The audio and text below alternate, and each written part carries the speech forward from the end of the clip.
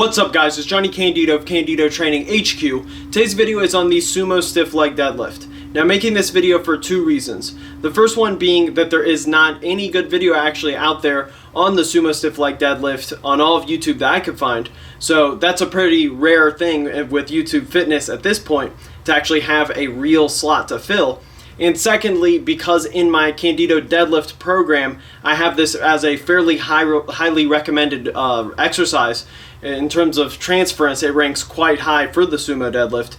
So just in case you are pulling sumo and you are on that program, I want you to have a visual point of reference just to make sure that you're doing it properly. So first, let's get into how to do it. So there are going to be three main points here, and only one of them is decently complicated. The rest are fairly simple. So of course you want your shin angle to be as vertical, or you could even think about having a negative shin angle. Basically having your knees push away from the bar rather than having them come forward to meet the bar. That's the easiest way to think about it.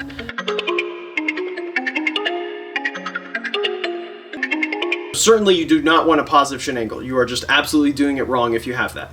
Now secondly, this is going to be the more complex issue, is that you want to focus on externally rotating your hips as a cue of intent, but at the same time you don't want to actually push your knees out. So you don't want to actually abduct and externally rotate your hips to where it's visible outside of the fact that you're just angling those femurs out, and then you can see the direction at which your knees are pointing. But again, you're not actually bending at the knee to let those knees fully abduct out. So a good way to think about it is to just imagine putting enough pressure on the outsides of your feet so your arches don't collapse, while still having your knees be inside your feet. Because that's what we want. We do not want proper alignment from the front where your knees are over your feet. Because if they are, then your hips are just going to sink down into a regular sumo deadlift. Basically what we want to simulate is when someone locks their knees out slightly before they lock out then their hips, but just having that knee lock be for the entire range of motion.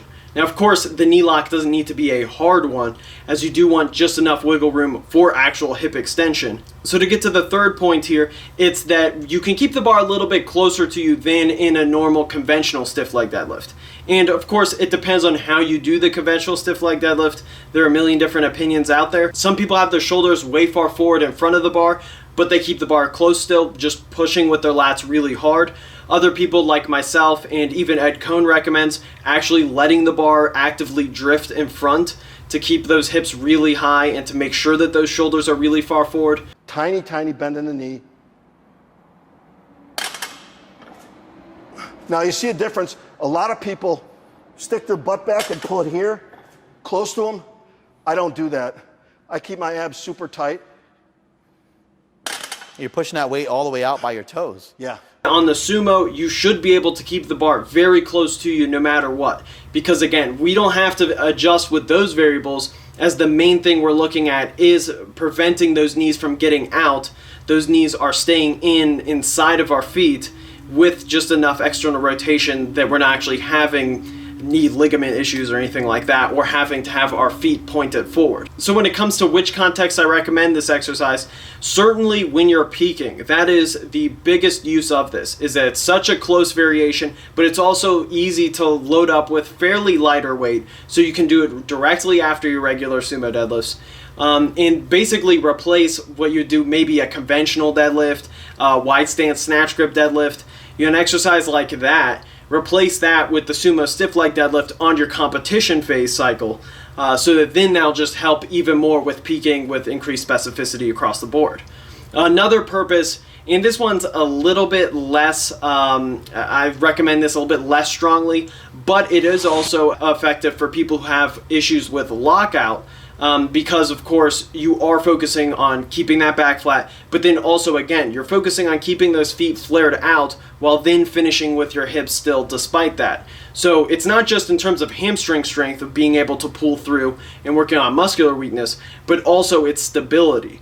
Being able to practice that stability, pulling through that lockout with that foot angle being exactly the same as your competition stance sumo. And that's why it's incredibly important that you do not just point your feet forward and give up on the external rotation on this. Because if you do that, it will be more stable and it will be an easier lift, and then it will be less practical to the competition sumo. So that's it guys, I hope this video was helpful. Make sure to like the video, support the channel, subscribe if you haven't already. Thanks for watching guys, peace! You can't stop me!